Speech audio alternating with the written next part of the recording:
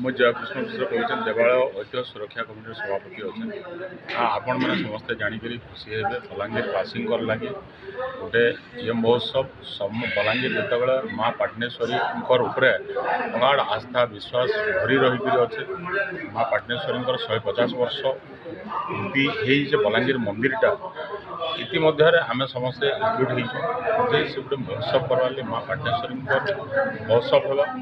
ବଲାଙ୍ଗୀରର ସବୁ କୋଣରୁ ସବୁ ଦେବାଦେବୀଙ୍କୁ ସମସ୍ତଙ୍କୁ ନିଉତା କରୁଛୁ। ଆପଣମାନଙ୍କର ମାଧ୍ୟମରେ ସମସ୍ତେ ସାମିଲ ହେବେ ଆଉ ସମସ୍ତେ ଗୋଟେ ସ୍ୱତନ୍ତ୍ର ଦର୍ଶନ ସମସ୍ତଙ୍କୁ ମିଳିବା, ସ୍ୱତନ୍ତ୍ର ପ୍ରସାଦ ମିଳିବା।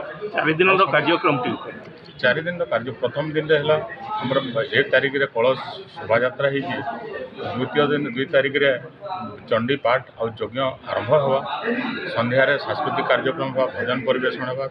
3 ନମ୍ବର ଦିନ ବି ସେ ସମାନ ଚଣ୍ଡୀପାଠ ହେଇକରି ଚଣ୍ଡୀ ହୋମ ହେବା ଆଉ ସନ୍ଧ୍ୟାରେ ବି ଭଜନ ପ୍ରୋଗ୍ରାମ ହେଇକରି ସତ୍ସଙ୍ଗ ହେବା। 4 ତାରିଖରେ ଗୋଟେ ସ୍ୱତନ୍ତ୍ର ଭବ୍ୟ ଦେଖବାର୍ ଲାଗିର ଗୋଟେ ଆମର ମାନେ ସାଂସ୍କୃତିକ ଶୋଭାଯାତ୍ରା ହେବା। ଅନ୍ୟ ଥର ଯେନ୍ତା ଗୋଟେ ସାଂସ୍କୃତିକ ଶୋଭାଯାତ୍ରା ଅନ୍ୟ ଟାଇମ୍ ମାନଙ୍କୁ ଯେନ୍ତା ହେସି ଇନେ ଗୋଟେ ଆମର ପାଖର ବହୁତଟେ ଦେବାଦେବୀ ଆସିବେ, ବହୁତଟେ ଦେହେରୀ ଆସିବେ, ବରୁଆ ଆସିବେ, ପୂଜକମାନେ ଆସିବେ। ଲୋକନାଥ ମନ୍ଦିରରୁ ଗୋଟେ ଶୋଭାଯାତ୍ରାରେ ମାଆଙ୍କର ସ୍ୱତନ୍ତ୍ର ଦର୍ଶନ କରବାର୍ ଲାଗି ସମସ୍ତେ ଏକଜୁଟ ହେଇକରି ଆସିବେ। ସେଇଟା ଗୋଟେ ବହୁତ ବଲାଙ୍ଗୀର ସବୁ ଲୋକଙ୍କର ଲାଗି ମାଆଙ୍କୁ ଦର୍ଶନ କରବାର୍ ଲାଗି ଗୋଟେ ଅପୂର୍ବ ସୁଯୋଗ ମିଳିବା। ସେମାନେ ପାଖାପାଖି 2 ବଜେ ପାଟନେଶ୍ୱରୀ ମନ୍ଦିର ପହଞ୍ଚିଯିବେ। ପାଟନେଶ୍ୱରୀ ମନ୍ଦିର ପହଞ୍ଚିଲା ବେଳକେ ଆମେ ସମସ୍ତେ ରାଜକୀୟ ଅତିଥି ପାଟନା ମହାରାଜ ମହାରାଣୀ ସମସ୍ତେ ଉପସ୍ଥିତ ଥିବେ। ଗୋଟେ ଦେଖବାର୍ ଲାଗିର ଗୋଟେ ପ୍ରୋଗ୍ରାମ ହେବା।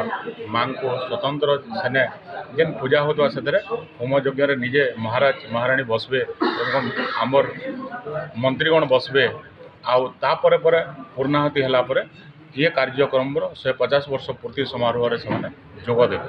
ଭକ୍ତଙ୍କୁ କାଣା କହିବେ?